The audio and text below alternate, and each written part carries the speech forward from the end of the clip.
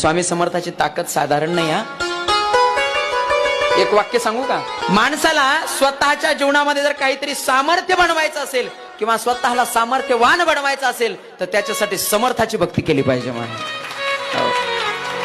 काही दुसरं करायची गरज नाही, फक्त श्री स्वामी समर्थ.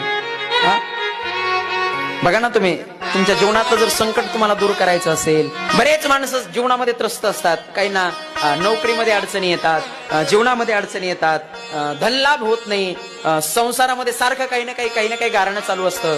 एक वाक्य सांगू का महाराज?